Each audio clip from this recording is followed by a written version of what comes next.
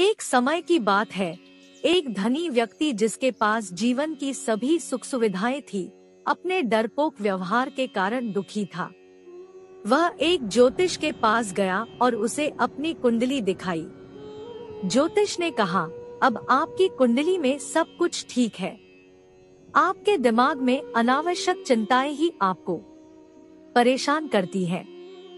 इसलिए आपको आचार्य से भगवत गीता का अध्ययन करना चाहिए और उसे अपने जीवन में अपनाना चाहिए। इससे आपको सभी चिंताओं से मुक्ति मिलेगी। कोई अन्य उपाय नहीं है।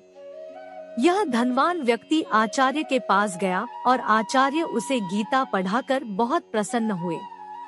उन्होंने कहा, ठीक है, हम पहले अध्याय से शुरू करते हैं और 18 अध्यायों की पूरी किताब 3 महीने में पूरी करते हैं।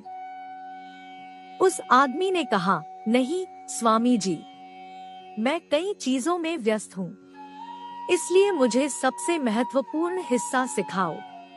शिक्षक ने कहा, ठीक है, बस अध्याय 18 याद कर लो। यह गीता का सारांश है और इसमें 2 सप्ताह लगेंगे। उस आदमी ने कहा, 2 सप्ताह भी कठिन है, मुझे कुछ सरल सिखाओ। शिक्षक ने कहा, ठीक है। 18वें अध्याय में एक श्लोक है जिसका प्रारंभ सर्व धर्म परित्यज्य से होता है। बस इस श्लोक को याद करें और यह आपको गीता का सार बताएगा।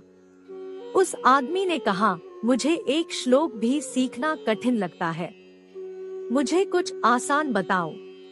आचार्य ने कहा, इस श्लोक में महत्वपूर्ण शब्दमा शुखा है, जिसका अर्थ है चिंता मत करो। यह समझ जाओगे तो गीता समझ आ जाएगी। उस आदमी ने कहा, यह ठीक है, लेकिन मैं पहले से ही चिंतित हूँ और खुद से कह रहा हूँ कि इससे कैसे उबरा जाए। केवल चिंता मत करो कहने से मुझे मदद नहीं मिलेगी। कृपया मुझे बताएं कि मुझे अपने डर से छुटकारा पाने के लिए क्या करना चाहिए। गुरु ने कहा, यह गीता का सार है। यदि आप जानना चाहते हैं कि भय से मुक्त कैसे हुआ जाए तो आपको गीता के पहले अध्याय से शुरुआत करनी चाहिए और धैर्यपूर्वक सभी अध्यायों को समझना चाहिए। इस प्रक्रिया के लिए कोई शॉर्टकट नहीं है, क्योंकि भगवद गीता स्वयं भगवान द्वारा दिया गया सबसे छोटा मार्ग है। यह सभी वेदों का सार है और भगवान ने उन्हें दयापूर्वक दिया है ताकि मनुष्य को सत्य को समझने के लिए भ्रमित करने वाले उपनिषदों और वैदिक मंत्रों का अध्ययन न करना पड़े। वह आदमी होश में आया और इस गुरु के मार्गदर्शन में शुरू से ही गीता का गंभीरता से अध्ययन करना शुरू कर दिया। हम ऐश्वर्य या सुख सुविधाओं की कमी के लिए चिंतित होते हैं और जब दूसरों के पास होती है तो चिंता करते हैं, और जब सब कुछ अच्छा होता है और चिंता करने की कोई बात नहीं है तो हम चिंता करते हैं कि चिंता करने की कोई बात नहीं है। यह व्यर्थ है। इस प्रकार चिंता हमारे स्वभाव का हिस्सा बन गई है।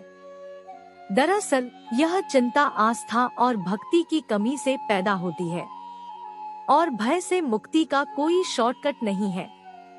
एकमात्र तरीका यह है कि लगातार भगवान के नामों का जाप करे और भक्ति की भावना से भगवद गीता अध्ययन करे ताकि यह समझ सके कि भगवान कैसे सब कुछ नियंत्रित करते हैं।